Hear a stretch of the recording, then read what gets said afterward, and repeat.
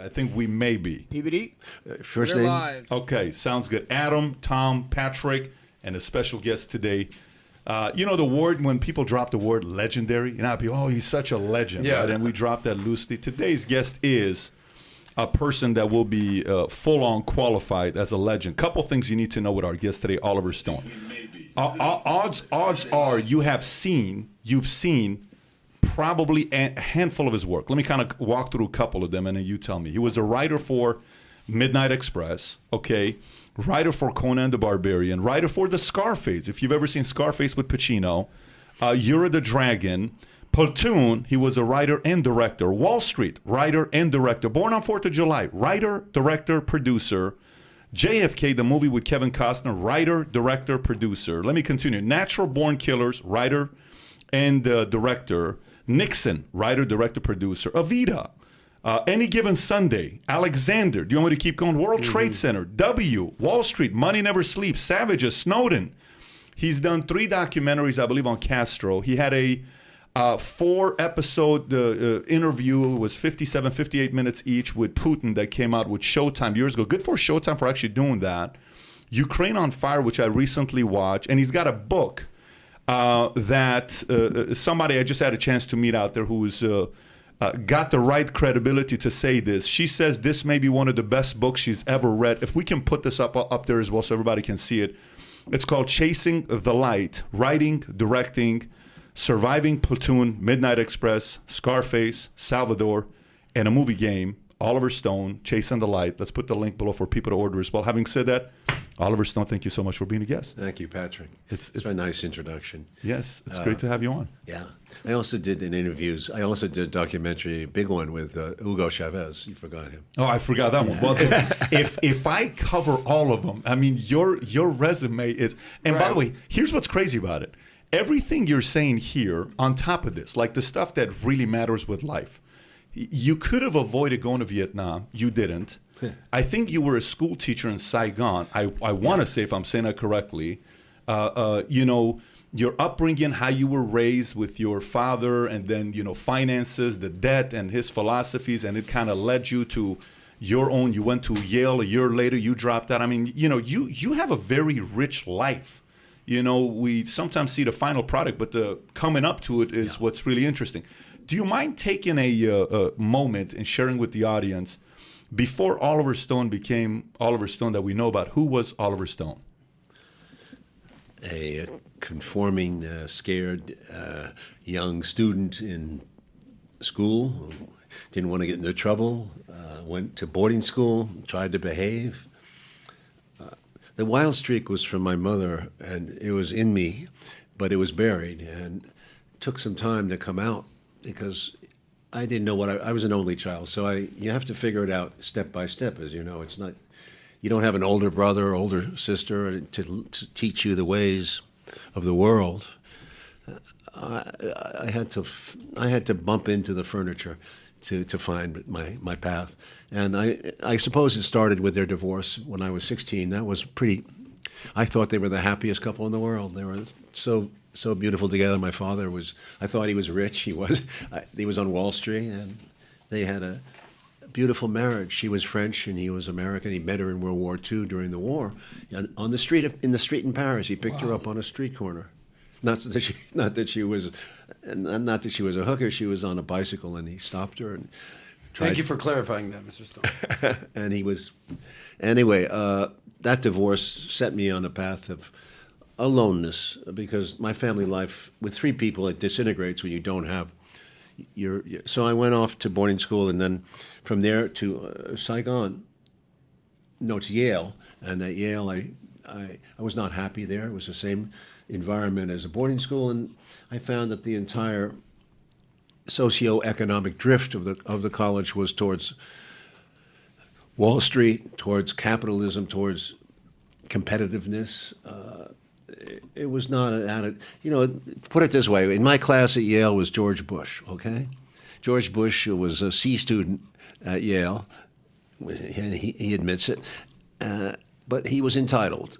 And that was a sense of entitlement that I saw in boarding school in many people, and also at Yale. So there were no women at that point either. I dropped out.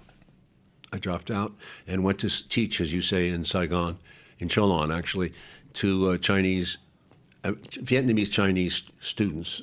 Huge classes. I taught for 2 semesters, and it was a fascinating experience to be there and living in the back alleys and getting used to a country I didn't know. I didn't know a soul there, so it was for me an eye-opening experience. Came back. Eventually, in the merchant marine, I was a wiper. I went on. I joined. I always wanted to go to sea, so I joined as a wiper. They allowed me to go, not as a union, because you can get a card when these ships were going over to Saigon. They were losing the crews because the guys were jumping crews to make money in Saigon. There was a lot of money to be made in combat zones, so people were jumping ship. And I sailed back on an empty ship to Coos Bay, Oregon, and then I re-enrolled out to Yale for my sophomore year. Dropped out a second time. Dropped out a second time. Second so time, one time yeah. wasn't enough. Flunked out a second time. Okay, got it. It was clear that I had no future here. And I cut out on my own, wrote a book called Child's Night Dream, which was finally published in 1997 by St. Martin's. And it's very, very much a 19-year-old's book. Very much written in a very romantic. It's embarrassing. I mean, but I put it out the way it was written. I made some edits, but I just wanted it to be in the voice of an authentic 19-year-old, because we don't listen to 19-year-olds. We don't listen to young people. Young people have problems.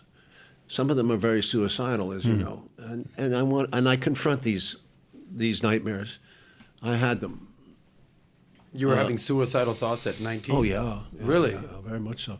Yeah. Due to the divorce? This is before the war. Right. The divorce was 16. But you see, That's going 3 years to- later. That's what I'm saying. Yeah. Was it due to the divorce, and everything. alienation? I didn't know what to do in my life. I was lost, really lost.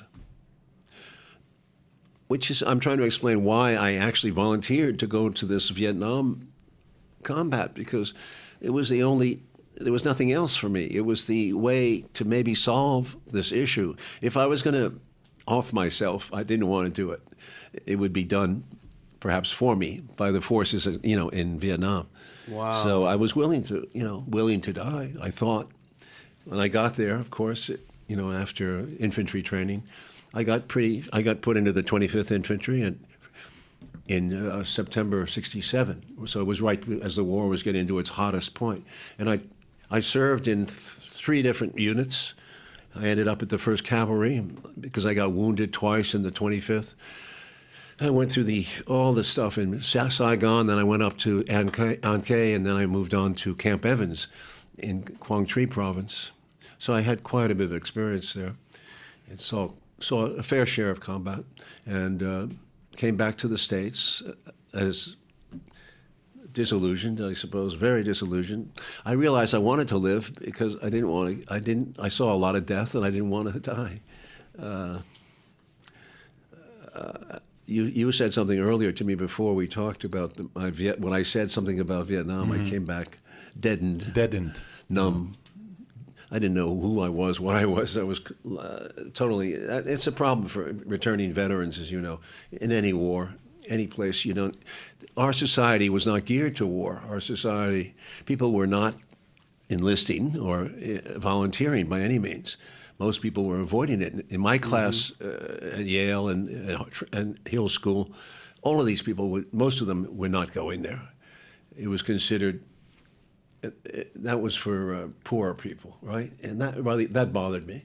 So I got my first real strong experience of living with call it the lower class Americans, but they were really good people, and I there were many good people there. And at the same time, I got to know our black population pretty well, because I found them to be very powerful in my experience there. They, in a way, they helped keep me alive, kept me human. The music, going back to the base camp, smoking dope, that kind of stuff in the rear is very important and keeps you human. And I've discovered soul music, and it was just a good relationships. Whereas some other people have problems over there. You can let war finish you off. It makes you very callous, very callous. It was a racist war in the sense that, many of us mistreated the Vietnamese, didn't respect them at all. The soldiers, you mean? Yeah. So and that was you see that overall in our attitudes towards third world people, and I saw a lot of that. I didn't like it at all. So I'm giving you a long narrative. No, here. I wrote a book about it. It's called Chasing the Light, and about my first 40 years. And I told that story because Vietnam plays a huge role in America's destiny, which is where I'm going to go to in my lifetime. Mm-hmm. My father, being a Republican, being pro-Vietnam at one point, very much. He was an intelligent man. He was an economist, a Wall Street man. He was very passionate in his views, and he stated them publicly. He was a writer, and today, among other things, he wrote a monthly investment letter for his firm, and it was a very popular letter. So he was given the gift of expression. He was a very good writer. I admired him. Didn't agree with him. We fought like dog and cat after the war because he didn't really respect Vietnam. To him, World War II was the war. He was a lieutenant colonel. You understand the dichotomy. And here I was, a pot-smoking, long-haired hippie type coming back from this war. But I wasn't a hippie. I was just a screwed-up veteran, you know. So after a long period of drugs and this and that, I ended up back at NYU on the GI Bill, which is where I went to film school. And because what else could I do? Didn't have any skills except how to fire a rifle, how to build a fire, how to live outdoors in the jungle. Those were my skills. So I went to school for 2 years. Marty Scorsese was the youngest teacher there. I had him in a class, and he was he moved me. All the teachers were very good. School was very sharp. Learned a lot. Wait, how much further do you want me to go? No, keep. Yeah. I'm actually very interested. Please continue. I'm actually very interested. Martin Scorsese was your teacher at NYU, you were saying. Marty was a teacher. Yeah, he was a young. I want to know to the teacher. point of first movie. Like, I want to know to the point of your first big movie and then winning an award for Midnight. Yeah. Well, that's a few years ahead. I had to go through a lot of rejection from film school. I mean, you come out of film school. I drove a taxi in New York because there was no jobs for film. It wasn't. Younger people were not yet accepted the way they have been since. It was tough. I drove a taxi. It was a messenger. I was working in all temp jobs that I could get, and I was writing. I kept writing. Remember, I'd written a novel, so I kept writing screenplays. My first screenplay is '69. And it reads crazy, but it's part of the development of a writer. You have to go through all these.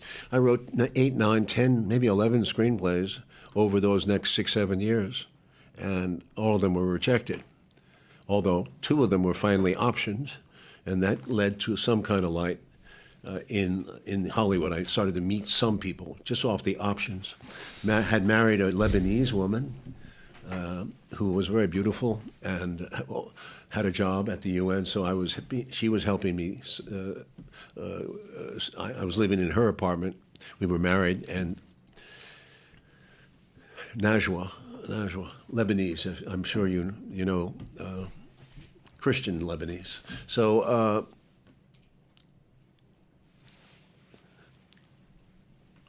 I moved to Hollywood.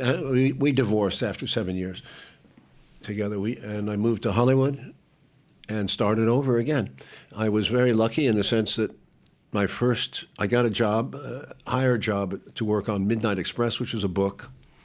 A hustling young producer, Peter Guber, at Columbia, wanted to make this movie, and of course, the story was fascinating about a American boy from Long Island who was busted in Turkey, and for hash, went to jail was sentenced to 30 years.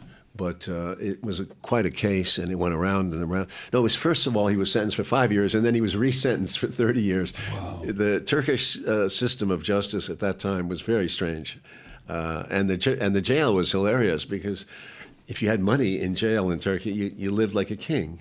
But if you were just part of the foreign riffraff, peasant, you lived pretty badly. Yeah. So you can imagine the contrast. anyway, the movie came out, and it was a gigantic hit. It was 1978, 79. And I got an Academy Award. That was the most shocking of all. Crazy. Yeah. What the way to get, you know what makes you interesting? You know, sometimes we're uncomfortable to tell our story. It's like, look, it's not that big of a deal. It's my life. We're just telling our life story. Here's what makes you very unique as an artist. And I don't know if the world appreciates you as much as they do. And I'll unpack my opinion on how I view you, okay? So for somebody to have the amount of life, acting is what? To draw from a certain place you were at in your life to get into that emotion or reacting. There's different kind of acting, but a person who's more well-rounded, they can go and explain a scene better because they can go there, right? So background, dad, Republican, economist, conservative, then he loses, death, divorce, so you can draw from what it is to be a father, Republican, conservative, then you experience a kid, divorced, 16 years old, heartbroken, what it is to have that take place, mom, French, so you learn the history of French because mom's going to pass that down to you. Then you go military, so you have a little bit of that experience from the military. You go to see exactly what's going on in Vietnam. I mean, you draw from that for a movie, which leads later on to Platoon, which I don't know how many times I watched Platoon when I was in the Army. Then you're talking about Yale, to be around people like Bush who come from families of strong lineage, and they get to go there, so you see what parties they can participate in and you can't, and how that privileged life is like. Then being a teacher, your compassion for the African-American black community, and then coming up. I mean, the amount of things you can draw from and you tell the story, we feel it. Meaning we, being the audience, we see your final product. We don't, we see what you're putting together. So it's impressive. And one of the things that I appreciate about your work is the fact that, look, today we had a doctor here on and we're having a conversation with him, and I remember years ago when I got enamored by J.F.K. and what happened with them. All of a sudden I'm like, I got to interview. I watched your documentary, J.F.K., and obviously I've seen the movie, I've seen a lot of that stuff, but last night I'm watching a documentary, and Abraham Bolden, I remember when we interviewed him 5 years ago, or Clint Hill, or RFK, or Cyril Wecht. Cyril and I had a phenomenal interview together because I want to know that story. But you also, this is what it comes across to me. I think young filmmakers who are not afraid, who have audacity, and they have the guts to do what an artist ought to do, and we ought to let this person do what they're doing. Is it seems like you're the kind of guy that if you are looking at Castro and everybody's saying stuff about Castro, you're like, look, I don't know what you think. You hate him, you love him, you can't stand him, you could care less about him. I wanted to learn. Yeah. That's what I wanted. I don't want to judge. I want to learn. Okay, this Putin guy is a horrible person. Great. Okay, let's say you're right. People from Russia, some of them love him, some of them hate him. I don't know. You know what? Hey, can we do an interview? I want to learn, right? Hey, this Ukraine thing, everything I hear about with Ukraine, love them, hate them, the battle of victors and all this other stuff. I don't know. I want to learn. I think the courage you have to go touch some of the subjects that the rest of the world is like, well, Fox News said this, they must be right. CNN said this, they must be right. MSNBC said this, they must be right. New York Post said it, they must be right. New York Times said they must be right. You're like, yeah, I don't know if I believe any one of them. I kind of want to find out for myself. That takes a lot of courage to do what you've done. That's what's impressive. I think our stories are similar because what you told me is you came from from Syria. Iran, born and raised, but my dad was Iran, Assyrian, yeah. My mother was Armenian. So you're the ultimate too. You're a refugee from those situations, and you're in this country, which is a big open freeway in many ways, and a marketplace of ideas. But you're open, and you want to see, you want to learn. That was what happened to me, and I'm still on that journey, and I'm 75 years old. Incredible. I'd love to know more. I'd like to. So many people I'd like to meet, but it's the rigidity and the orthodoxy is what always close you down. They always limit you, constantly, all my life. My father at first, he certainly didn't approve of my thoughts about the war and this, and certainly I started to question economics. He was a big Franklin Roosevelt. He was not. He was there in the 1930s. He was there in the Depression. He despised Roosevelt, and I had that most of my childhood. But as I got into American history more and more and really studied it, I went back, not in school, years later with my project, Untold History of the United States. It's a 12-part history. I'm very proud of it. it took 5 years to put that together with Peter Kuznick, a historian who taught me, had me read the right books and think about American history in a completely different way than I thought of it before. And that's the result of that. And Roosevelt is very much a pillar in that movie. And so is John Kennedy. It becomes more and more apparent the more you read about Mr. Kennedy that he was truly in that same tradition of Roosevelt, being open-minded to other people, very much as an Irishman, anti-colonial, very much so. Had a much more deeper relationship with Africa, with Indonesia, with South America, and with Nasser in Egypt than we know. Oh, Nasser was heartbroken when You know, he was working very effectively to reestablish American relations with these countries. In Sukarno in Indonesia, and he was changing the policy in Vietnam. Unfortunately, he didn't live long enough to get it done, because Lyndon Johnson, who was supposed to be his transition, went in a complete U-turn in a different direction. Immediately. Which American historians do not admit. So here again, this is an interesting, we come across orthodoxy in history too, and in our thinking, and in our media. And that's always been my problem, coming up against that and being criticized for that, for challenging those views. Is that because the natural, like, you know how we grow up, like the one person you never question is your father, that if you eventually were like, I don't know if my dad's right and I'm going to go figure it out for myself, like that is still with you at 75, where today father may be the president or the government or the media or whatever, you're like, yeah, there's got to be something more to it. Is that kind of your mindset? There's got to be something more to it than what I'm hearing. Well, my mother plays a huge role here, because my mother was a rebel. We haven't talked much about her. She was a rebel. Part of the reason the divorce was what it was is that she rebelled against the system. She didn't want to live inside that box where the man commits adultery all the time and the woman doesn't. So she made her own rules up, and she had fun. She was quite a liver and a hedonist. She was quite a liver. And a hedonist, and many friends. She was loved by so many people, I can't tell you. And I think that's a great quality, to have opposites as parents. Wow. Not to say my father wasn't funny. He was also very funny, but it wasn't like she had a different spirit and rebelled all the time. She had lived through the Nazi occupation in Paris in World War II. So she was she really appreciated the freedom after a war, and a very loving person. So she's in my heart. She's always there. But I take from both of them. Both parents are very strong. Later on, did you ever kind of think and say, you know, I used to not agree with my dad on these two things, you know, now that I'm 52 years old, this one part that I disagree with my dad, I agree with him. He was right here and he was right here, and he was wrong there and she was wrong there and she was right. Did that happen to you? Sure. Oh, yeah. Was there anything specific? Oh, yeah. People. That's what life is. Like my mother, because of my father, became a Republican. She supported, Reagan and all that, but she didn't really. It was all it's inside that she was a free spirit. Got it. And totally. And frankly, John Kennedy, my father was skeptical about him, preferred Nixon, and me too at that point. It took me you have to learn for yourself. That's what the whole point of life is. It's your path to learn. If you don't change, if you're still the same person you were when you were young, well, you might like it, but it doesn't show that you have tried other states of being. Pat, what's the one thing you always say about first you love your parents, then you begin to disagree with them, and then eventually you start to humanize them? What do you always say? It's called idolize, demonize, humanize. Yeah. That's the three phases you go through parenting. Yeah, that's pretty well said. Idolize, demonize, humanize.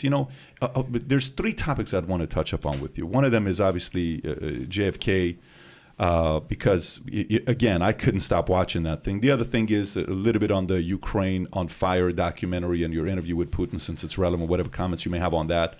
And then a couple other topics before we wrap up. First one being JFK. This is just, again, selfishly for me. I can't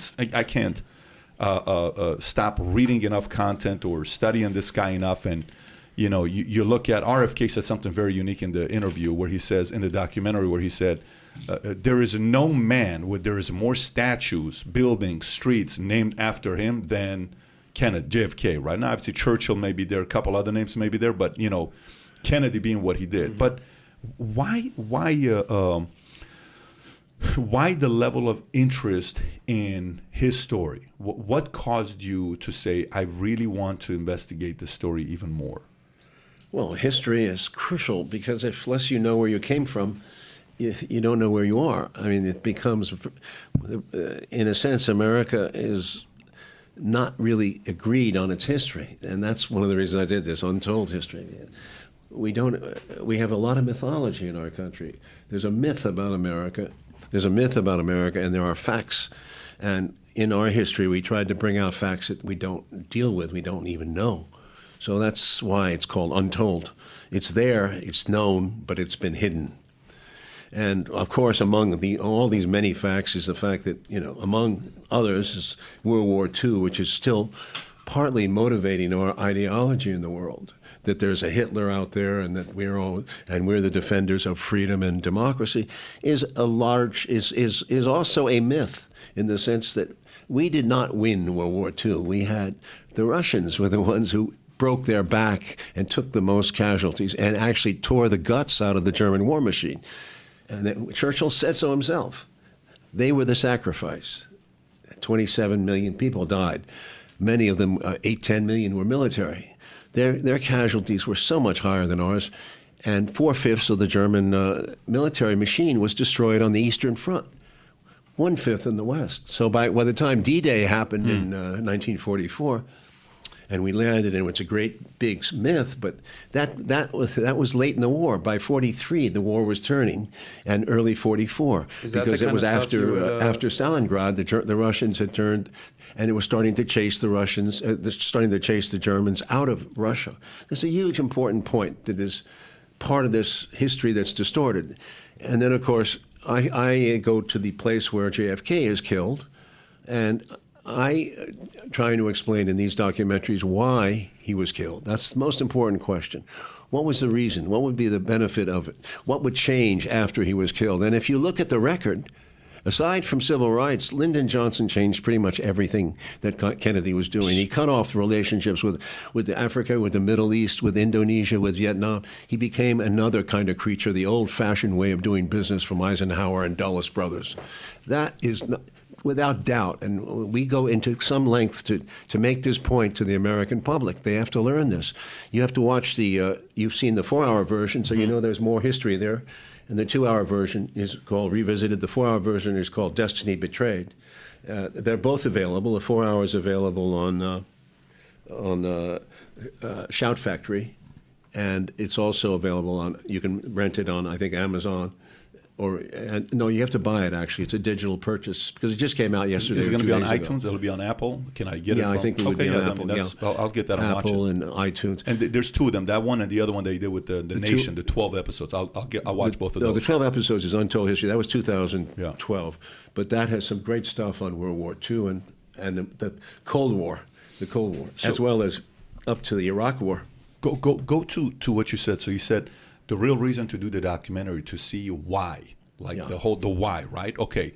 So for you, did you catch yourself going on a rabbit hole and saying, because I interviewed the mobsters, gangsters, Sammy the Bull, Michael Francis, Frank Collada. Then I went to Clint Hill, who was the Secret Service agent to Jackie, to see what he had to say. And then I went to Abraham Bolden, who was the first black African-American Secret Service agent. And then I went to Cyril Wecht, who was one of the, what do you call him, a person who, what do you call Cyril Wecht's job? Autopsy. He's a forensic, yeah, and then Jim and all these things I'm doing. So I went down the rabbit hole to kind of figure out. But for you, when you're by yourself and the whole thing is done and you watch it, what are you thinking? Who do you think was afraid of revealing the truth about what happened with Kennedy? Is it CIA? Was that your final conclusion? Yeah, when you see that these are huge changes in foreign and domestic policy, except for civil rights. That's the only, as you know, Kennedy submitted the bill, the Civil Rights Act, and it was based on his momentum, beautiful speech, and based on the momentum of his death, Johnson finally got it passed. That was the beginning and they make Johnson into a hero. But he's not a hero because those people who say this was a smooth transition are dead wrong. It's rubbish, really rubbish. Kennedy was killed for a reason. And you have to look at the highest levels of our society. Who would hate him or resist him? He was disliked, we know, for his civil rights stance in the South. George Wallace said that he would not win the South in the '64 election. We know that he had he said quite openly after the Bay of Pigs and after the missile crisis, he avoided war twice with Cuba. This is serious. He avoided 2 wars. The second one, the missile crisis, could have been the war that ended mankind. That was a huge nuclear potentially conflict. To save this country from 2 wars to me, is as important as what the Russians did in World War II. Because if they hadn't done what they had done, we would have, American casualties, which were 450,000, might well have been 2-3 million more just to get through the fortress that Hitler had built in Europe. It's a big deal. My father could have been killed. Your father's. We wouldn't even be here. People don't understand. They agree. There's an easy presumption that we're alive and we have these choices, but we wouldn't even be alive to make those choices. So my gratitude is enormous to both the Soviet Union and to John Kennedy, who was killed because he wouldn't go to war against Cuba. Now, the Vietnam thing, they accuse me of that one too, but it's been proven correct. Mr. McNamara, his Secretary of Defense, McGeorge Bundy, his National Security Advisor, have since written books since my movie came out saying that he was going to pull out of Vietnam, win or lose, win or lose. McNamara was very clear about that in his book, in retrospect. And you have to understand, these are people who were hawks at that time of Vietnam. So they're not interested in saying, they're admitting that they were wrong. They're saying Kennedy really was clear about it, but that he couldn't announce it publicly. He couldn't make a big deal of it because he had to get elected. He was going to run against Barry Goldwater, who was a hawk, right? You have to be, in America, you can't get elected unless you're a tough guy. Pat, have you ever heard that perspective before? What he's saying is contradictory to basically what every American has ever known. Which part? The part specifically about World War II. We've been, the greatest generation is the name that everyone uses for the parents of the baby boomers. They fought in World War II. This was 1/5 West, 4/5 East, the role Russia played that cost them. Is that what you're talking Precisely. about? And ultimately, we've been raised that the greatest generation of all time is the World War II generation. Baby boomer? They raided the parents of the baby boomers. They raided the streets of the shores of Normandy. And this is the epitome of American culture and exceptionalism.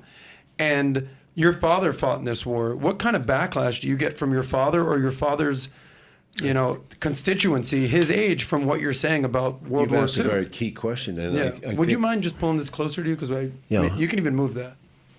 I'm saying you can grab that. Like this? Or you could grab You're saying to move the mic a little bit? Yeah, Okay, just so we can hear. Yeah. Because what you're saying is very important, and it's contradictory to anything we've ever heard about America. It's a great question. Well, thank you, Adam. But the concept of the greatest generation is mythology again. It was invented, as far as I know, by Stephen Ambrose, who's a certain kind of historian, very patriotic. I believe it was Ambrose, but certainly Tom Brokaw, who interviewed me, made also. I remember him using that expression. He wrote a book about it. Mm-hmm. Tom Legendary Brokaw, journalist. Now, Tom Brokaw is a very nice, very much liked on the air, but he's not a very bright man, in my opinion. He interviewed me on the Kennedy assassination for an hour and a half in the 2013, the 60th anniversary. I talked to him very cogently, as I'm talking now, for an hour and a half. When they released the documentary, I was there for 60 seconds, and it was very superficial. That's the kind of treatment you get in major media in the United States. They cut to the commercial. You can't have any serious discussion on the air. This is so bad. This is part of our problem. We don't think about things. We don't discuss both sides of an equation. Mm-hmm. But the greatest generation is a lie. And they point to George H.W. Bush. Oh, he was a fighter pilot. He was a heroic man, yes. Mm-hmm. But look what happened. He goes to war in Iraq on the flimsiest of reasons. And there's a lot of doubts about that 1990 war, and then we can go into that, but not here. And he was made a lion of that generation, but he's not. He's not. He is a man who did his job in World War II, and it was a tough war, no question about it. But a lot of those people, if you go and talk to the actual people who fought in the war, will tell you another story completely, how filthy and dirty it was, and how I won't use. It was an obscenity. It's a podcast. You can speak freely here. It was not a pretty war. Yeah. It was. no one's proud of their service. When civilians are killed all the time, all kinds of cowardice, all kinds of infighting among the troops. The truth of war is that. And so we have some kind of, the problem with now we've sanitized, since Vietnam, we've sanitized the news about war, right? You get embedded. You have to have journalists embedded safely with the military in order to report anything. You're not allowed to show the bodies coming back. They hide them. Iraq and Afghanistan. We've tried to sanitize the war. Now we're not even using troops. We're trying to use proxy nations and send their armies to fight. So we have to re-examine that attitude that we have, that we're number one. We have to learn to live with other nations, learn to cooperate. We don't have to be the most dominant nation in the world.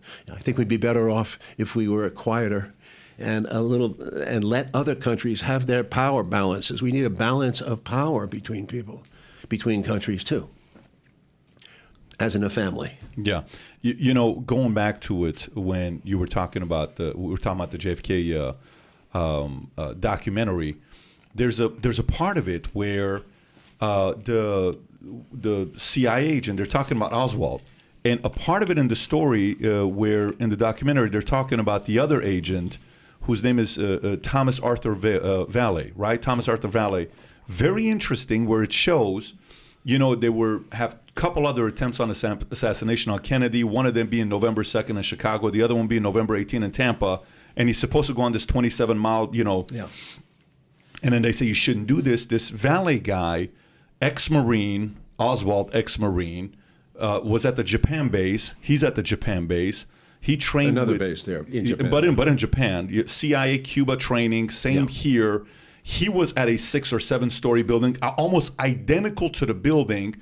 And then the entire time while this is going on, and I'm talking to Jim Jenkins, I said, Jim, let me ask you a question. Who do you think was behind this? Who do you think caused all of this? And I'm asking him names. I said, what do you think about Lyndon Johnson? And he says, I don't trust Lyndon Johnson. I said, tell me why.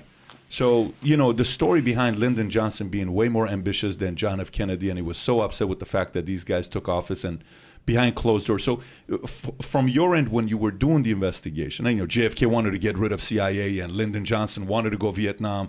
John F. Kennedy didn't want to go Vietnam, these things that they had. How much I felt like that documentary could have gone a little bit deeper on LBJ's motivation. What did you learn about LBJ at the end? This is a very good question, and I'm reluctant to point at Johnson for the murder. As I said at the time in 1991, I do believe totally he was responsible for the cover-up. Because he starts with the Warren Commission, he does everything possible. And if you remember the documentary, there's even a scene when he's talking to McNamara, you hear the phone conversation where he says, I didn't agree with you and the president that we should pull out of Vietnam. He's very, very pointed. So I don't think, though, he wanted to go to Vietnam. I think that was on the agenda because we had already started the process of Vietnam with Eisenhower, not with Kennedy. With Eisenhower, we started the process of supporting the French, paying for the French war. So Kennedy fell into the trap. He sent advisors, not combat troops, but he insisted no combat troops. He insisted to the very end. He insisted no combat troops go to Laos either. No combat troops are going to go to Cuba. That's the reason the Bay of Pigs, he was hated by the Cuban community after 2-3 years of this. He refused to send American troops into Cuba.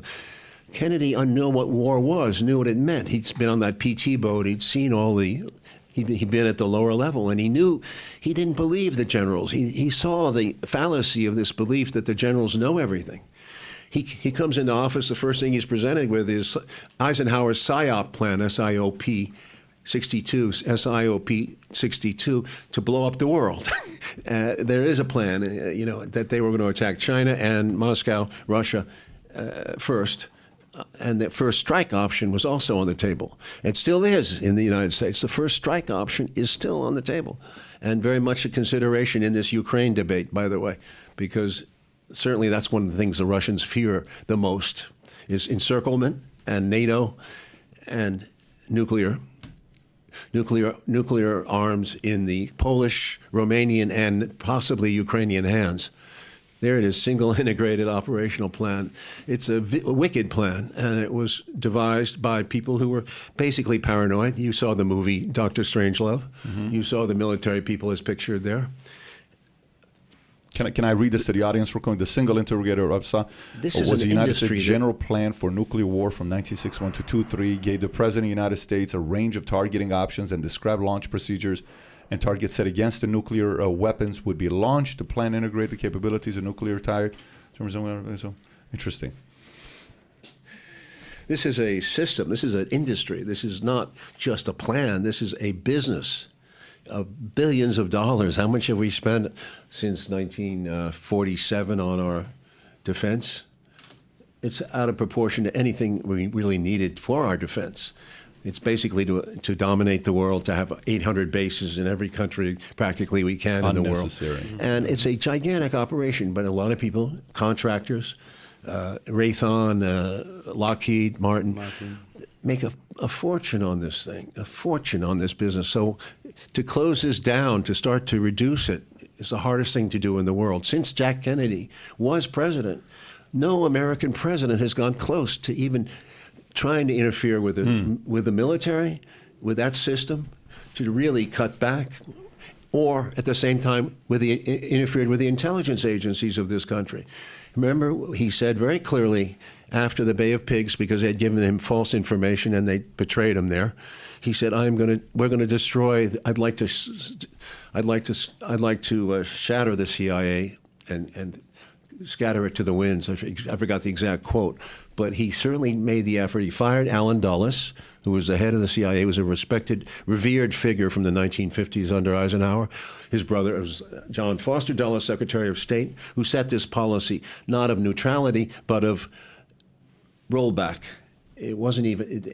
Containment had been the American policy towards communism. Rollback, this is what Dulles wanted. And he wanted brinksmanship. He believed in brinksmanship.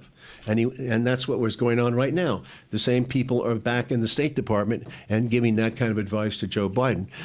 But, okay, we're there now again. We're potentially at another Cuban Missile Crisis, potentially. Going back to this system that existed, Kennedy was trying to change it. And the moment he went killed, the whole thing changes. We keep going. All the presidents, they're puppets, basically. They operate within a certain parameter. They can't touch the two most important things are the intelligence agencies and the military industrial. Do you two have a similar opinion on who actually killed JFK? Yeah. Well, we haven't gotten there yet. Well, what is your opinion? I'm curious. Well, on who my killed opinion is based on what years of thinking about it, but frankly, it can't. Johnson was a weakling compared to what we're dealing with here. Johnson was the loser. He was a vice president, and he had a lot of scandal in his life, so he was not in a position of great strength, which makes him all the more suspect. But he would have been very suspect if something had happened to Kennedy. The people who did this have to be at the very top of the society. They had to be CIA. And the only people I can really think work are the Dulles people, because he was the king of the CIA. And although he had been fired, he was still in Washington, and he was very active. His people were still there. Kennedy fired Bissell and Cabell, but the people left in the CIA. You have to clean out the whole agency, as Harriman said that. You cannot leave those people in place. Richard Helms became the new traffic cop. He became the new real head. McCone was appointed, but he was a figurehead. Helms and that gang were still there. And those are the guys you really got to look at, because they were moving the Oswalds around the map to Russia. This is what Dulles did. They had a program. Angleton was another guy, James Angleton, who ran that program, putting American defectors into Russia for information. We wanted land-based information. We had spy, we had U-2 flights and all that, but they wanted people on the ground. They sent over quite a few defectors. How'd they get there and how they came back is a very interesting story. And of course, Oswald is hardly examined. He's also given money. It's just a strange, strange story. We go into it. The fingerprints of intelligence are all over Oswald. It's very clear from, if you watch these, even the 2 hour will make that very clear. Yeah, So if you have that intelligence, but even at that level, Dulles would not have been. Dulles had to be given the go-ahead by someone else, and the only people I can think of is the people who basically run this country, basically East Coast financial people from the establishment, and that goes to a high level. And that doesn't mean everybody. They're not sitting around a conference room. It just means he has to have a conversation. Is it okay? This president is a problem. He's antagonized big business with the steel price hike. He's made it very clear his pacifist tendencies and his getting along with these third world countries. He's anti-colonial, very much the Irish rebel. This is going to be a problem because he's going to get elected in '64, and then his brother, Robert, who's a tough guy, he fought the mob. He's going to come in '72 potentially, 76, and then there's this other younger brother, Teddy, who was already in the Senate, and he's going to be next. Could be a dynasty. They're scared of Roosevelt. Roosevelt had been there for 15 years. 15 years of Roosevelt. They were scared. A lot of these people were shaken, like my father. They didn't want to see another renaissance of democratic rule, people's rule. They don't believe in people's democracy. They don't believe the people should run the country. No, they want control. And so that's the whole thing. The Eisenhower and Reagan are so anti-Roosevelt. All their policies are gradually dismantling the New Deal. And you see that through the whole 1980s, 90s. Even now, we have some remnants of the New Deal, which I think are very good, but they're going to be under fire. They're going to be under threat. Oliver, how different is what was going on then versus now? Because so for me, I watched two documentaries. I watched Ukraine on Fire. I watched Winter on Fire. So Winter on Fire was the one Sean Penn talks about. Ukraine on Fire. Yours is Ukraine on Fire. There's another one that says Winter on Fire. And so I watched both of them because I want to kind of get a feel. Yeah, sure. Winter on Fire is more about the students, the revolution. Hey, Victor agreed. Yes, we're going to sign the EU agreement. We're going to go with them. Everything's going to work out. Overnight, he says, no, I'm going to go to Russia. So the students revolt and they're, all those scenes. It's very emotional. It's tough to watch, but you watch that. So then I go and watch yours because Winter on Fire doesn't tell the history of Ukraine. It doesn't tell the history of what Stefan Bandera did. You know who he was and how 80,000 Ukrainian soldiers represented and fought for Hitler, and then they put him in jail, and then the two victors battling and the role Russia played. It was a very interesting way of seeing Ukraine on fire. What did you learn about Ukraine and Russia when you did the documentary Ukraine on Fire? Because we're in it right now. We're in the thick of things also, right now. There's antecedents here. Among other things, you should go back to World War II, and you should understand that there's a split in the Ukraine, and that half of Ukraine is Russian-speaking, the other half is anti-Russian, strongly so. Stephen Bandera and people like that were working with the Nazis. Many groups. The Ukrainians were hunting Jews in Ukraine and in Poland. There was a lot of killing going on. It was a dirty, bloody war. So much stuff happened. So you have all these people. They never went away. They're still there in the Ukraine. If you look at the Maidan moment, and you look at our film, you'll see very clearly the neo-Nazis are back. The Azov Battalion, the Aidar Battalion, the Right Sector Party, and you see them on camera, and they're very rough customers, these people. They're not about to be, they don't believe in democracy. There was a lot of students and a lot of honest people at Maidan, and there was a lot of frustration with the corruption in Ukraine. But we go into the whole history of that relationship of the president with the EU. He tried to make a deal with the EU. He had a better economic deal from Russia. That's the reason he stayed. He didn't sign on to the EU deal. Very important to recognize that. He wanted to postpone it until he got a better deal, and that makes sense too. When all this was happening in Maidan, he even offered to have an earlier election. He offered it. He said, if you want to, you want to get rid of me, it's not democratic, but we'll go with an earlier election.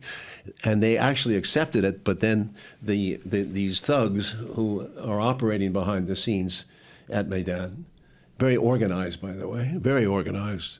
I think the CIA plays another role there because CIA has been involved with Ukrainian Nazis since World War II. We got a lot of them out to our country on the rat lines, and we came back after World War II in '48. There was an operation by the CIA to drop these people into Ukraine to make trouble, to start troubles for Russia.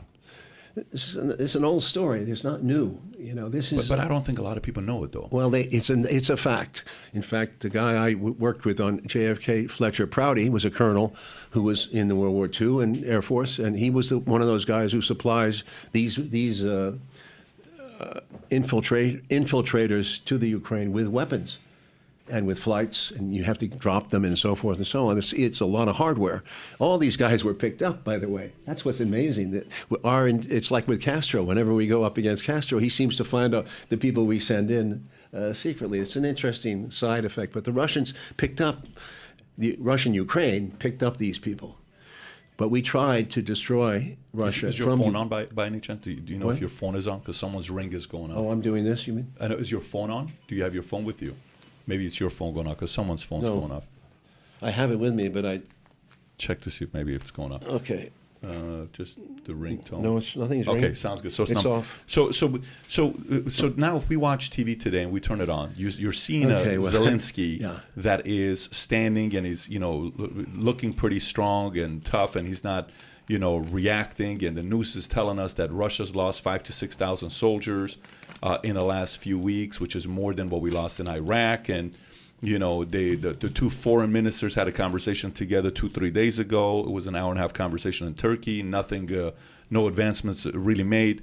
How different is Ukraine's story today versus when you did the documentary? How much has changed? Because Zelensky is not in your documentary when you did it, right? So is it night and day different story today? Are they making more progress? I did it. We did. No, it's not me who did it. The director was Igor Lapatonik, who was Ukrainian. Russian Ukrainian, and he did it. I was an interviewer and one of the producers. So these two films, Ukraine on Fire, and the other one is called Ukraine Revealed. Revealed goes into the present moment with Zelensky there. It's a very interesting documentary about the opposition candidate, Viktor Medvedchuk, revealing Ukraine. That's it. Robert Parry, who was one of the great journalists in our country, who was the most eloquent about Ukraine and saw this coming. He was talking about a nuclear conflict back in 2014 when this thing went down. He saw it coming. He died in 2015. It's a great loss to American journalism. He was the truth teller. This story today is so passionate and so complicated. All the news in America, unfortunately, is one-sided. You don't get anything from the other side. There's not, and they banned RT and they banned right. They have a very concerted campaign to cut off what they call Russian disinformation. Is perhaps the best information we can get from what's really going on. And frankly, I don't have all the details.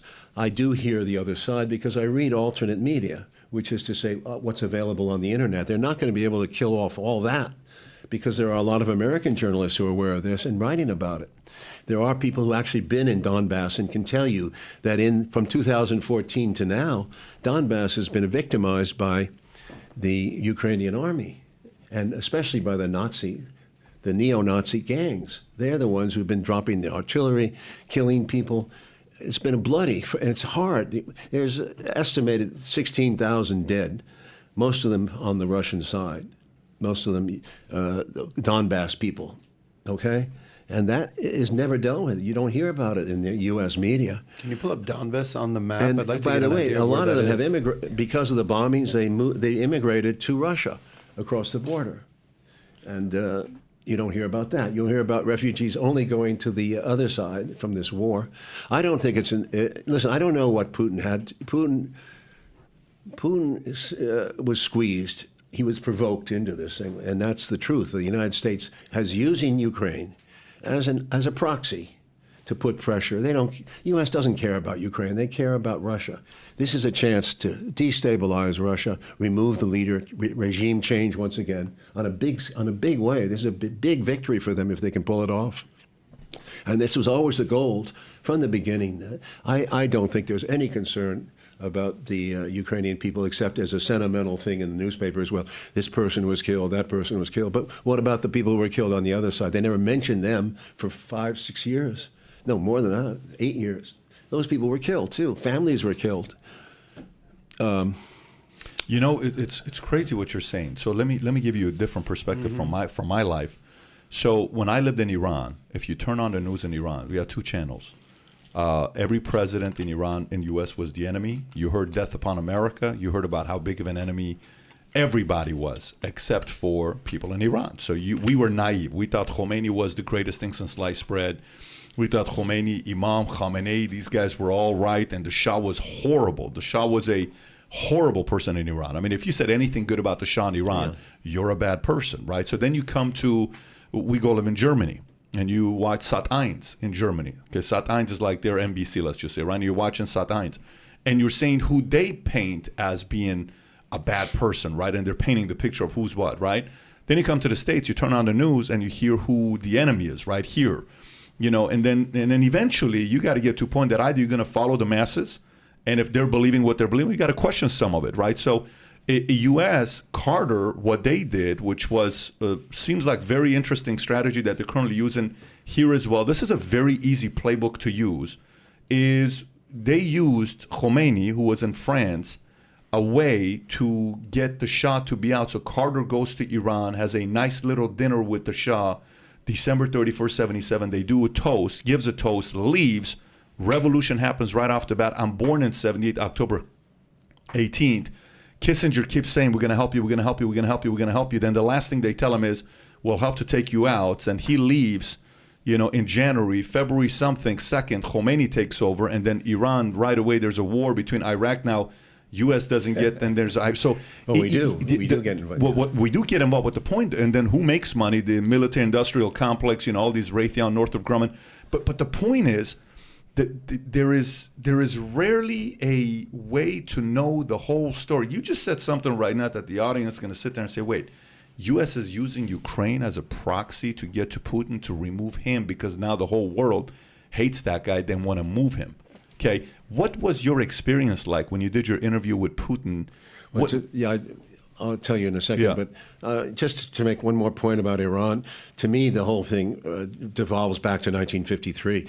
When they got the CIA and British intelligence got rid of Mossadegh. He was the Democratic choice for prime minister. He was very popular among most people in Iran, and he would have won, and he would have kept going. And he nationalized, after a lot of provocation, he nationalized the oil interests, the British oil interests, particularly in Iran. That was his. That was the signal to get rid of him. So they used CIA very heavily involved. They paid money to mobs to storm the streets, to create all these distractions, like they did at Maidan, to bring chaos to the country. And then in the chaos, he was called a communist again. He was not a communist because of the two-day party. He did have contacts, but he was not a communist. He was more like a Bernie Sanders. He was more of a socialist. He was not a communist. He was a great man. He was a great man. Yeah. He was just too trusting. Yeah. He trusted too much, and they got rid of him. They didn't kill him, but they lived in like a little removed village. him. Yeah. And they put the Shah in again. They'd done that before. And the Shah, of course, became more and more of a tyrant, and a lot of torture. I went to the prison there. I saw all the stories of the torture. They're very famous in Iran. A lot of people were scared to open their mouths under the Shah. And of course, Khomeini comes in. He was not the people's choice. He was definitely a counter. He was, because of the extremism of the Shah, you get another extreme reaction to that. That always happens in history. It's very rarely can a moderate emerge in this world. Khomeini was extreme, and whatever, you know the rest of the story. However, Khomeini did have a lot of provocation. We went on the Iran-Iraq side of the war. We supported Iraq at first. We gave them weapons. And then when Reagan wanted help with the Contras in Latin America to defeat the Nicaraguan communists, he gave weapons. He gave weapons to Iran, which is to Khomeini's regime. This is amazing. This is 1983, 82, right? Right after Carter. Dirty Yeah. story. I mean, Reagan was basically had done something that the worst American. I mean, it's traitor. It's an act of traitor. I mean, you're supporting the supposed enemy. Nixon in Watergate never did anything close to what Reagan did. Reagan got away with it because he was popular in a sense. He had that smile. He was a good performer. Contragate is one of the most undiscovered scandals in American history. Contragate, if you should really read up on it, because it's a very important scandal, and it comes unglued. And Reagan, in the last 2 years of his life, his presidency was unable to keep his agenda going. In fact, we would have been in a war in Nicaragua. He would have sent troops to Nicaragua. I was down in that region because I was visiting it to make Salvador one of my first movies. I was in that region. I saw all the troops in Honduras. I saw the troops in El Salvador.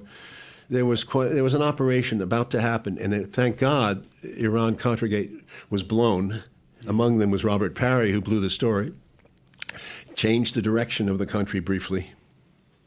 All these stories you're saying. North. We heard about this from Oliver North. Yeah, he was in all the hearings, looking as a very statesmanlike colonel. That was the portrayal, right? Oliver North was one of the malefactors. Yes, he was one of Reagan's men. But it goes back to Reagan. He got away with it. North took a fall. As you know, how many people resigned in Iran-Contragate? About 6 people. McFarland. There was a whole bunch of people who resigned. I forgot exactly who. Reagan. He basically skated out of there 2 years later. By the way, all these stories that you're bringing up, which are... So did George H.W. Bush. Bush was definitely involved in negotiations with the Iranians. He got out, too. I mean, this whole thing was buried. And you have to point to the Washington media here. I'm sorry, but I'm just going to finish the story. But sure. Washington Post plays a huge role here. Katharine Graham, who was the famous star, Meryl Streep played her in the Post, Miss Hero of America, all that kind of stuff. She buried the story. She did not believe after Watergate, the Post had been involved in Watergate. She said, I don't think America can take a second shock like this. So she killed it. Killed the story. There was no coverage. I was just going to say that all these stories that you're bringing up, which are not easy on the ears if you're obviously pro-American, the ones visualization that I'm having is the whole scene from Trump's interview in 2016 where he famously says, oh, you think we're that innocent too? What was the one thing that he said? Oh, you think that we don't have blood? Yeah. It's the one honest thing that Trump says, you said?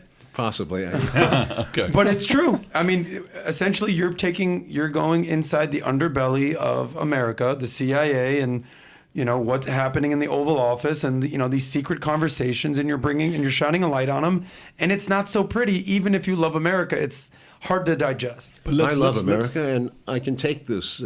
I can take the dirt. I think that's what we have to do. We have to be truthful, and we can be better people. We can treat other people with respect, and understand our limitations as well. Why do we have to be top dog is a big question. Well, that's American exceptionalism, right? I mean, that's the concept of capitalism. There's competition.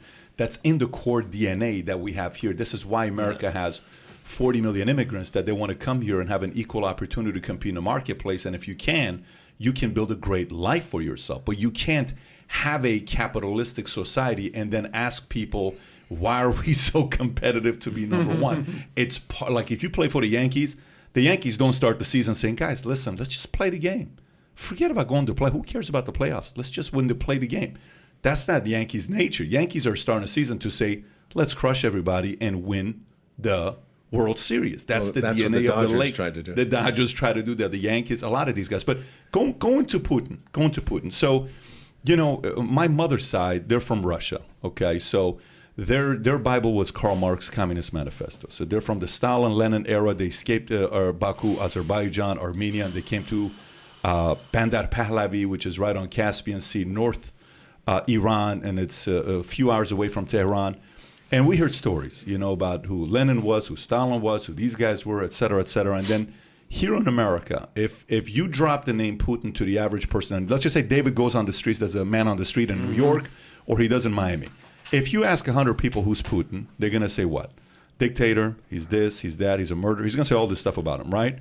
Now, you have actually interviewed with him. I don't know how many hours you guys were together. It was a project that took quite a while to do, and 4 of these interviews were launched. So Who is Putin to you, having spent one-on-one time with him? How different is it than what we see on TV, how he's portrayed? You probably don't want to hear it, but he's a son of Russia in the sense that he has Russian interests are foremost in his mind, as would any leader in any country, whether it's the Philippines or Taiwan or this or that. I mean, he cares about his country and he serves it. That's the way and that's why he's there, because people feel that he's there. And they talk about he's a tyrant, but he wouldn't stay in office in Russia, the Russia that I know, and many people would agree with this, that if he was a monster, which is pictured in the West, he'd be out of office because it wouldn't work. They have this indirect democracy, so to speak. The people are not happy, things are bad, the guy is out. And that's what happened to a few leaders. So on that point, I went at it without preconceptions, like we talked about earlier. I'd heard all the stories, and of course I spoke to people who told me other things. Among them was Stephen Cohn, who I became very friendly with. Cohn was, I think, the leading Sovietologist in our country. He studied Russia. He gave me point by point all the descriptions of these murders and who possibly did them. But it would be ridiculous for Putin to have done them, because the motive would have come right back on him. He would have been. It's beyond. The narrative is so poorly constructed against him by the CIA. And it's been a narrative there for, 20 years now? 20 years of lying and blaming everything on Russia. You have to be a little bit more fair-minded. You have to be open to say that, is it possible that Russia has done all this and we're the good guys? It's like a good versus bad scenario. It feels like a John Wayne movie. It's not. We're not John Wayne. We have been trying to destabilize Russia since 1917, actually. When we sent an army there in 1918-19 with the 16 other armies to take apart the revolution. This great Democrat, Woodrow Wilson, sent the army. Then again, we didn't recognize Russia till Roosevelt recognized Russia in 1933. Roosevelt is the one who tried, and he reached out to Stalin, and he met with him. He met with him and he liked him. And he said, Uncle Joe. They had fun together. They laughed. They met in Iran. They got along. And Roosevelt had a plan, if he had lived after April of 1945, to bring Russia into this grand alliance that he wanted. He saw UN grand alliance. It was a very strong, good picture of the world. England would be U.S., China, Russia. It was a tragedy. He died in April because Truman came in and he reversed it was like Johnson after Kennedy. He reversed the policy with the Russia right away. Right away. They had a horrible meeting. Stalin felt that this was the opening was over. And of course, Stalin is not. I'm not saying he was a tyrant. That was a tyrant, and he was a murderer, and he killed people. But that doesn't change the effort that Russia made in World War II and the sacrifice they made and how they helped us too. So you have to balance the good and the bad. The people who hate Russia, of course, point to Stalin as the most evil man of all time, worse than Hitler. So they make a whole scenario about him, but they ignore what the Russians' contribution was to World War II. And Stalin, frankly, held that country together at that time. He was a tough guy. But you have to sometimes you have to lie in bed with people like that to get what you need. And America has to be realistic about it. You can't be a child about comic book heroes. So anyway, Putin is, listen, I'm limited. I spent 4 trips, maybe 30 hours with a man. So, and the result, you should see it. I hope you see it. It's called The Putin Interviews. It's 4 hours long. 4 hours long. Mm-hmm. It was on Showtime. It still is. And it's available through other channels, too. You can get it probably on Amazon. You can rent it, or you can buy it. He answers these questions that we're dealing with today. Ukraine, foremost in his mind at that point. This was 2000, right after 14. This was 16 area. And he tells me the whole story from his point of view, even down to who's firing who. Who are the people who are firing shots at Maidan? It's not pro-Russian forces because they're firing from buildings occupied by the protesters. It's people who are snipers who are firing at the crowd, killing both policemen and protesters. That's the whole point. It was like the same thing that happened in Venezuela back around that time. That's a CIA technique. Color revolution, then you have the violence. The violence breaks out. Somebody's killing somebody, but you kill from both sides. You create this disturbance. And they killed a lot of cops. They killed protesters, and that kicked off. So who did it? Who was firing from those buildings? There were lots of stories about the neo-Nazi gangs that were coming into Kiev from the west of Ukraine. It's most likely them. I mean, it probably was them. It may have been some foreign mercenaries too. So there was all that violence is what creates that mood for change. So they throw the president out illegally. They don't have an election. We install this guy, the one other Victor, whoever he was. Victoria Nuland is there from the State Department. She's the leader of the neocon faction. And the American ambassador, it's all we got the recordings. They're talking about getting rid, and she even says "fuck the EU" because the EU wants to do it more legally. Frankly, France and Switzerland were playing a role here, and Germany were playing a very important role in trying to make this a transition that was democratic. Because they were going to have an earlier election. Didn't happen because of the violence. The Nazis have much more power in Ukraine than you think. The United States denies it because they say Zelensky's a Jew, and that's their motivation for saying, well, how can they be neo-Nazi? That's nonsense. Neo-Nazis were there way before Zelensky, and Zelensky had no power. In fact, when he became president, he had to make a deal with them. He had to make a deal with them because they're tough people. They are telling the president what to do. You cannot change the Ukraine policies. You have the United States telling you what to do, and you have the neo-Nazis telling you what to do. And it's disgusting that the United States condones, it doesn't mention them, doesn't talk about them, but basically condones what the neo-Nazis are doing in Ukraine. That's what's sick, really sick. So when you talk about all that, Putin is talking about that. He talks about Ukraine, and he talks a lot about NATO. This was back then. He saw it. For him, it's you're putting my back against the wall. You're pushing me. You're strangling me. We're surrounding them. We made the Baltics very aggressive towards them. Sweden, Finland, Poland has been. We put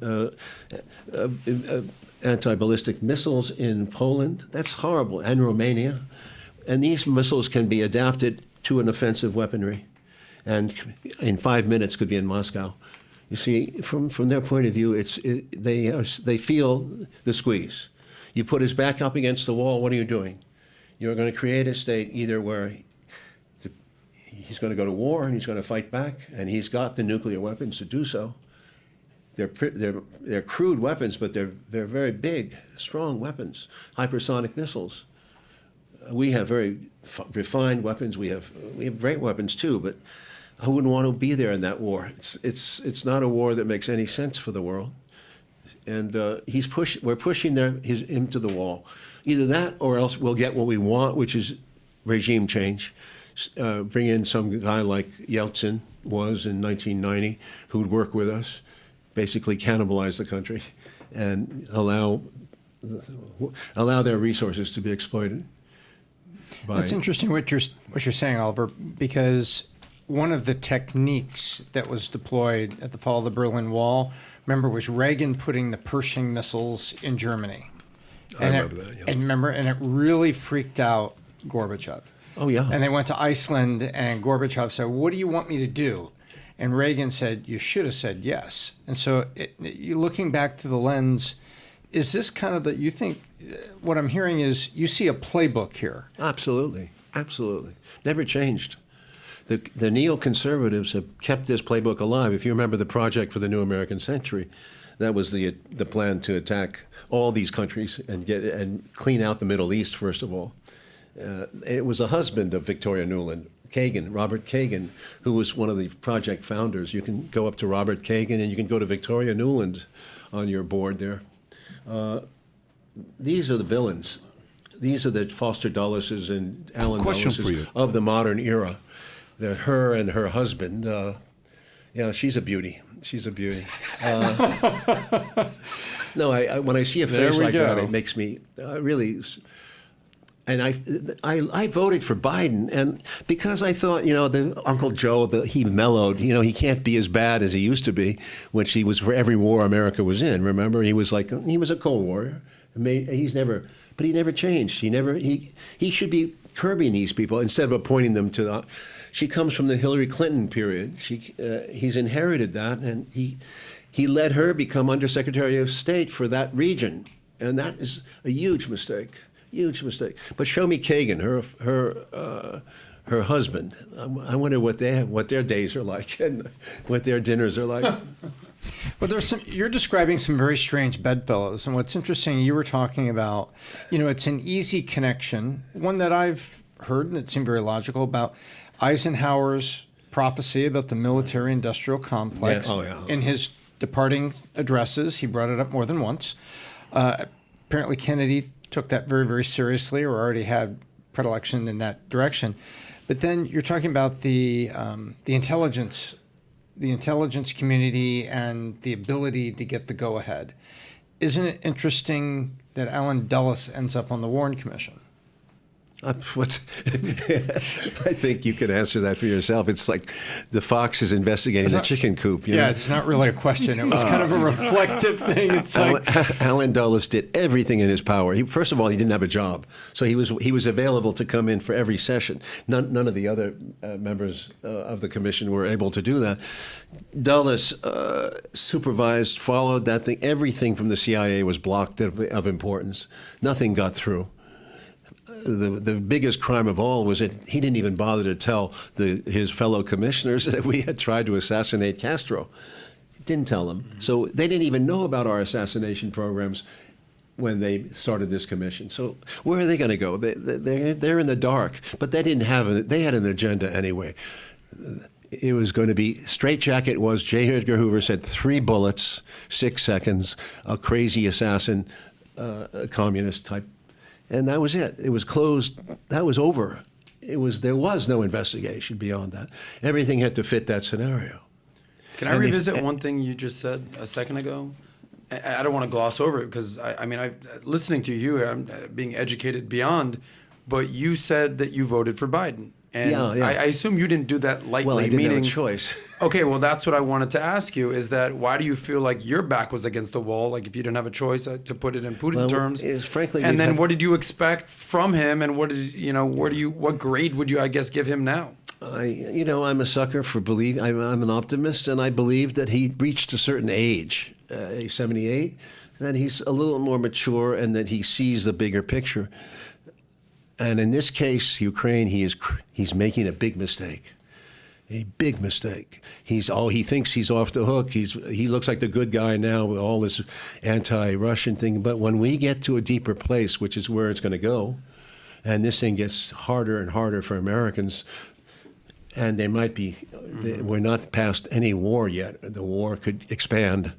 That certainly Zelensky would like the war to expand because he would sacrifice the world in order to save Ukraine. He doesn't care about us.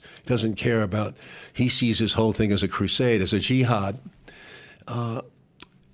Biden has given him the go-ahead to do this. Biden is the one who should be calming this situation down. He should be speaking to Putin, speaking to Zelensky, calming it down, being a statesman instead of an ideologue.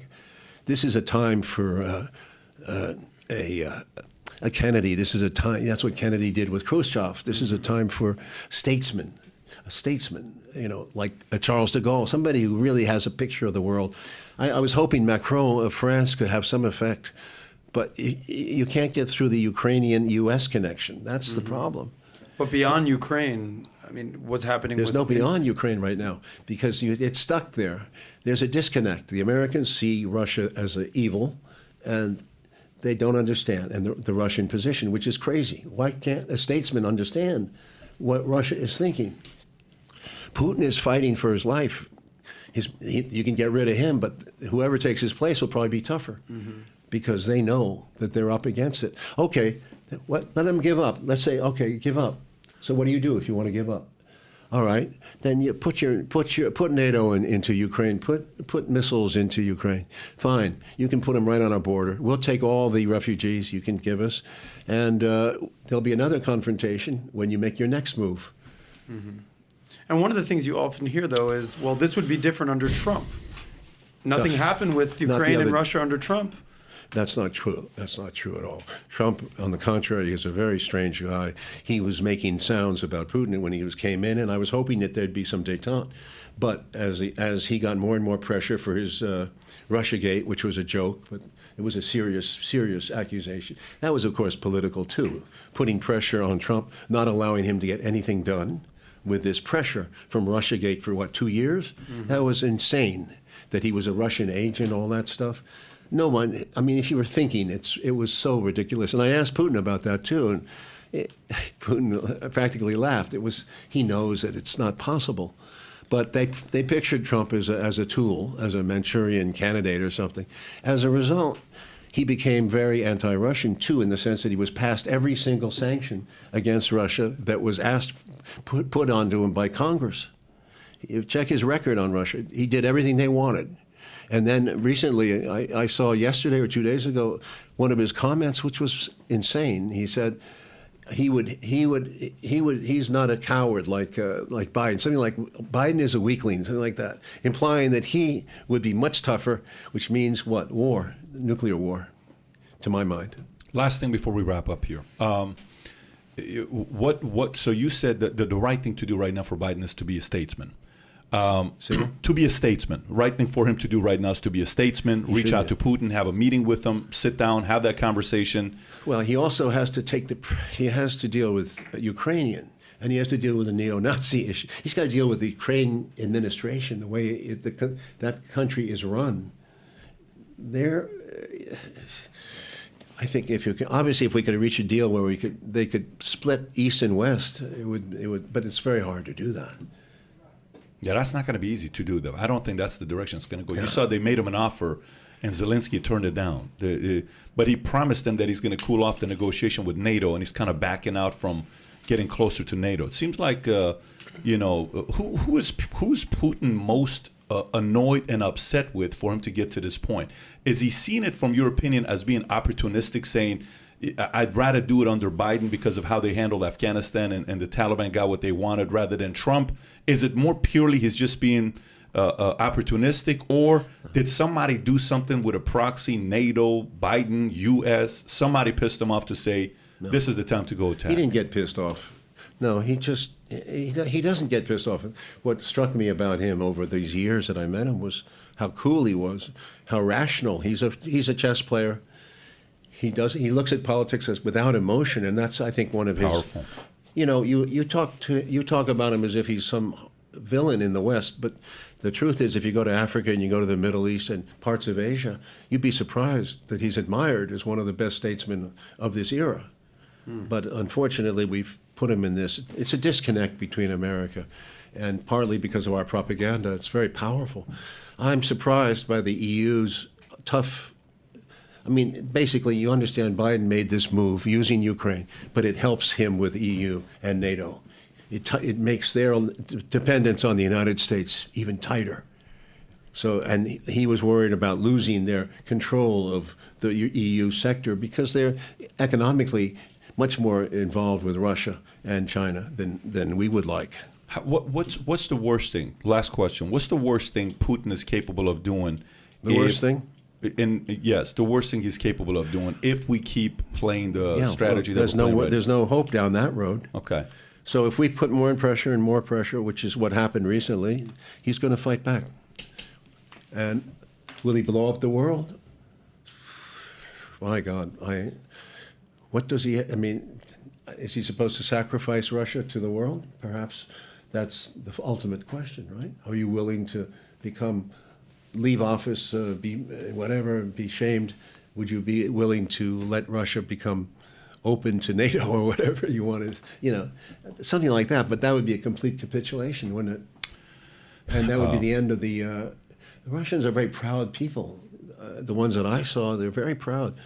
Their country is, I said he's a son of Russia. He's not a communist. He's not evil bench. He's a son of Russia. He's very lower class, came from a poor family. His parents were in the war. I mean, the whole story, it's just, and not, he's not a KGB agent. That's another ridiculous thing. You hear that. George Bush was in the CIA, but we don't say he was a CIA agent. But that's an American denigration, as if he's still thinking like a KGB agent out of James Bond and he wants to kill people. It's childish. He's a Russian patriot. And if we see him that way, you can start to deal with him. But there's so Russophobia in this country. It's, as I say, going back to 1918, I wish you need a statesman. You need American statesmen. Who's the last one? Kennedy. Do we have a current one right now? Gorbachev is still alive. I wish that he'd come out of. He's old. I met him a few times. I like Gorbachev, but I don't think the American side would even deal with him. I mean, they wouldn't understand what his contribution has been to the world. I thought 1986 was going to be a new era when he came in. Who was Gorbachev? He came out of nowhere to me. And it was a beautiful moment in time. Have you thought about reaching out to him and having an interview with him or no? Well, he knows what's going on. I mean, would the Americans accept him as an arbitrator here? Can you pull up a picture of him right now, Mikhail Gorbachev? If you had George Shultz and Gorbachev, and if George was still alive, they would be the perfect older men. Is there anyone in America right now that is That's the the perfect problem. statesman that could maybe step up? Well, it's not going to be Biden, according to you. Yeah, maybe Obama. You think Obama? Maybe, although he's so aware of the popular will that would he buck it. So we're coming to the end of the interview, and I got to tell you, this last however long we've been together felt like 5 minutes. What makes you very interesting is the following. So someone's listening to you, the audience is like, oh, he just took a liberal, Lyndon Johnson. He says he's a bad guy. Oh, no. He said Kennedy is, no, Reagan's bad. No, but Hillary Clinton, he threw her under. But he says Obama's good, but maybe Obama's not. But then maybe, Putin, but Biden. But the beautiful thing about this is the fact that somebody cannot put you in any box. So nobody can say he's just a conservative, he's a Republican, he's a Democrat, he's an independent. No, you went all over the place. So I hope the audience is being very fair. And folks, this is what I would suggest to you. Share this with others and watch it with your family. Sit down and watch this with your family and say, what do you think about what he has to say with the amount of experience he has? Outside of that, I got two other things I want to challenge you to do. Number one, Ukraine on Fire officially was taken off of YouTube, I think, 2 days ago. It was taken off of YouTube. But you can watch it on other platforms. Go watch that. And then number two is go buy his book that's out, the story of Chasing the Light. Yeah, Chasing the Light, the story of Oliver Stone. Go get that as well. And then outside of that, man, this was a treat. I got to tell you, this was such a treat having you on here. Thank you so much for coming. JFK Revisited. For sure. Those I'm posting all of that, but go watch all of that. Oliver Stone, thank you for coming out. Gee, well, it's been fun talking to you, and thank you for your open mind. Appreciate you. Thank you. This has been great. Take care, everybody. Thank you, Adam Thank and you. Tom. Bye-bye, bye-bye, bye-bye. That flew by.